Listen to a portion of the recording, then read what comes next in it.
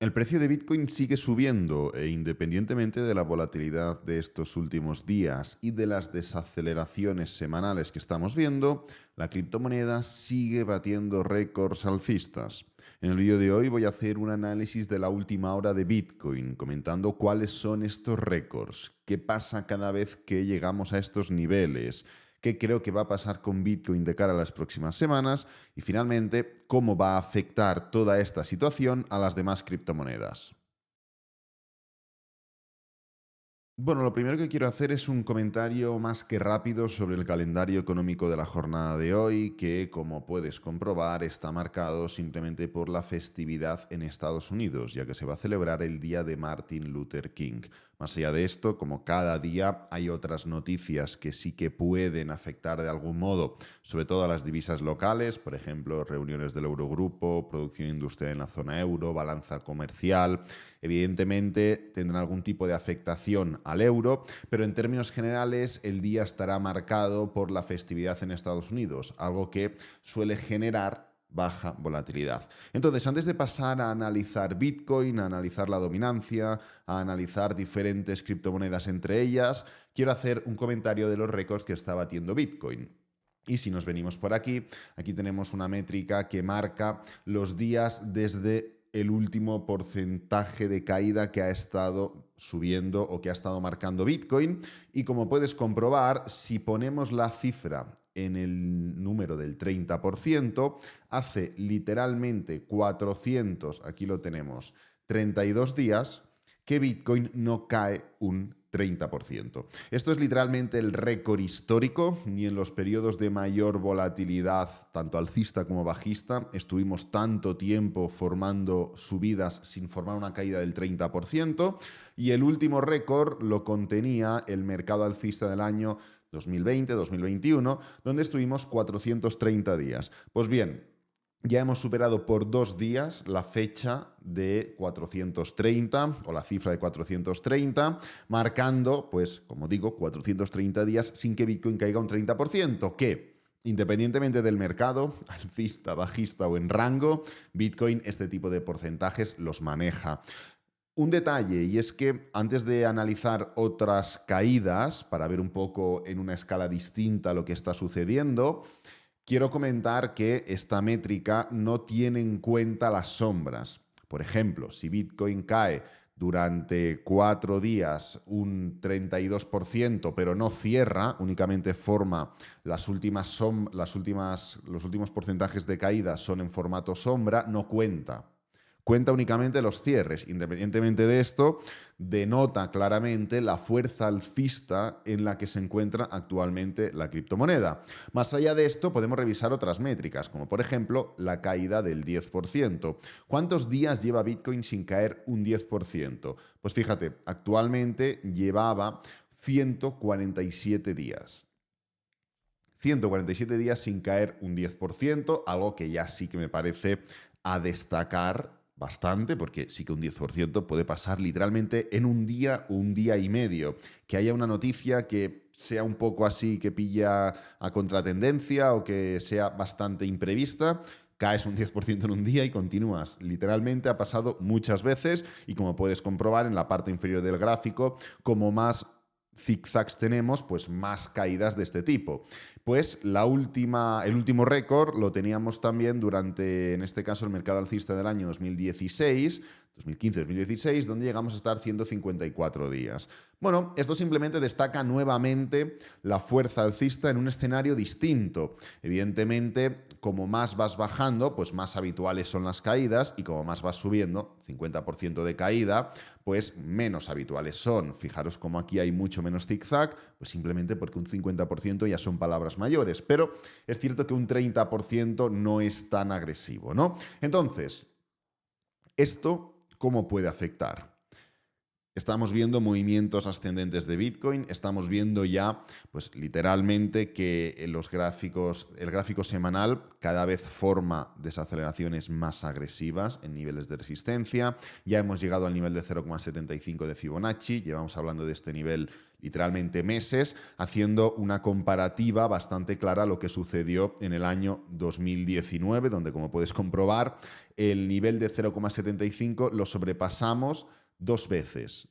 Pero fíjate el cómo se sobrepasó ese nivel, formando una gran sombra en esta semana del 24 de junio y luego formando otra sombra la semana del 8 de julio. Actualmente hemos llegado a 0,75, sí, formando una gran sombra. Podemos volver a atacarlo sin ningún problema. El tema no va a ser si lo atacamos o no, va a ser nuevamente el cómo. Aquí en este punto no solo se formó esta especie de doble sombra, sino que también, si bajas de temporalidad en gráfico diario, podrás ver un arqueamiento más claro formando esta especie de doble techo.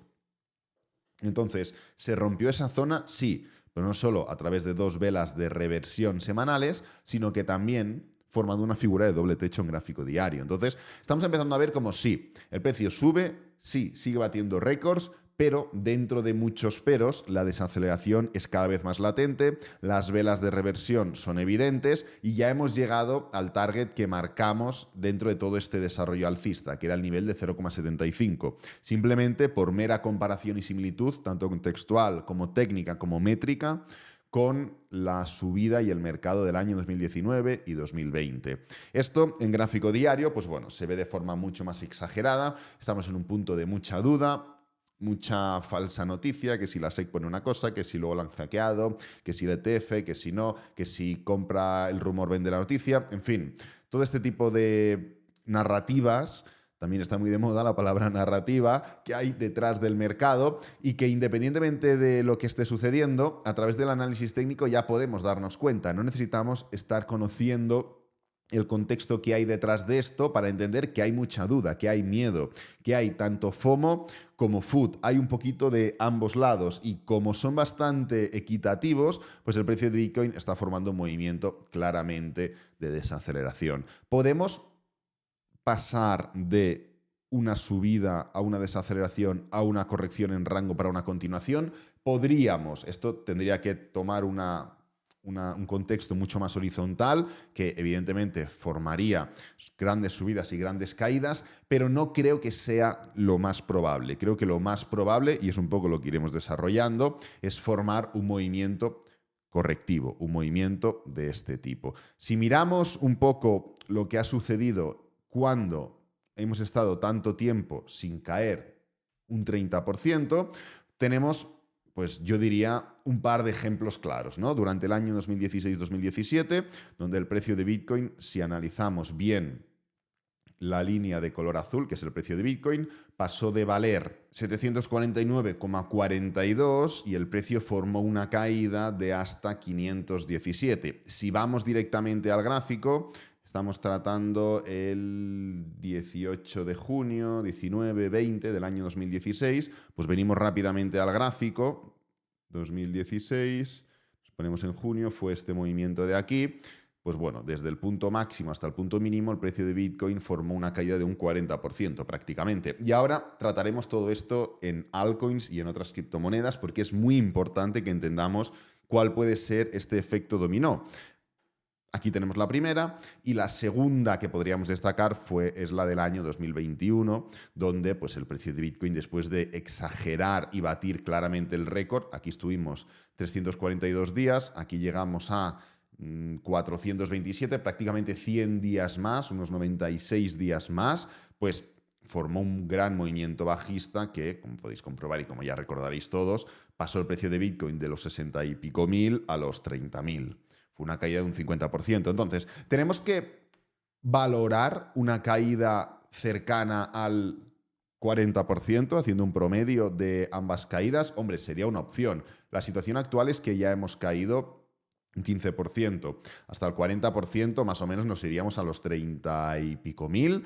No sería ninguna barbaridad después de todo este movimiento ascendente, no solo en el cómputo global, sino en la parte final, poder llegar a esta zona. No es algo que de lo que estemos hablando hoy. Como ya sabréis, y si miráis los vídeos de, pues qué sé yo, los meses de septiembre, octubre, noviembre, podréis ver que hablábamos de llegar a estos niveles de aquí y de luego formar un movimiento en forma de pullback. Y ya hemos tratado en otras ocasiones que como más se exagere el movimiento de subida, más caída habrá. Simplemente porque el mercado es proporcional. Y si tú caes un poquito, corriges un poco. Pero si caes mucho, corriges mucho.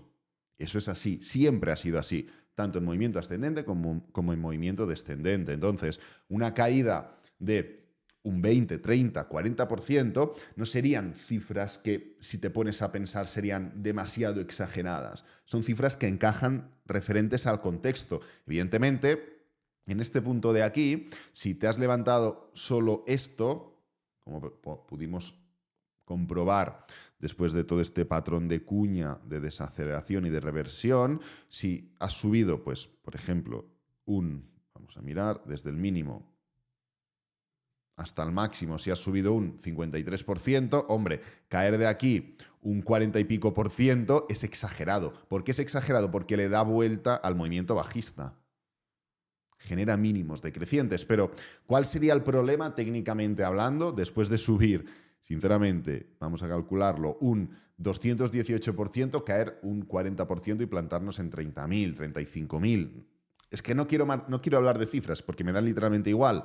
No habría ningún problema. Sería simplemente una estructura técnica de impulso, pullback y continuación. Es más, nos iría de perlas para poder cargar en swing dentro de toda esta zona de soporte. El mercado, cuando rompe un nivel, va a testearlo. Siempre ha sido así. Cuando rompimos claramente los 30.000, lo primero que hizo el precio de Bitcoin fue ir a testearlos. Le costó romperlos, pero los rompió. Los hemos vuelto a romper. Pues lo normal es que volvamos a testearlos, ¿no? Entonces, entendiendo un poco esos récords envenenados en los que está actualmente Bitcoin, entendiendo un poco la estructura técnica, la acción del precio, el movimiento que podemos esperar, ¿cómo puede trasladarse esto a las altcoins? Bueno, de entrada estamos viendo cómo la dominancia puede estar llegando a flaquear. Es una preocupación que debería estar ahora mismo dentro de nuestro análisis, dentro de nuestro circuito técnico. La respuesta es no. Ya hemos hablado en otras ocasiones de que esta estructura de aquí de la dominancia era realmente similar a esta estructura de aquí, no solo por movimiento impulsivo, sino también por los niveles a los que llegamos y en los momentos en los que llegamos.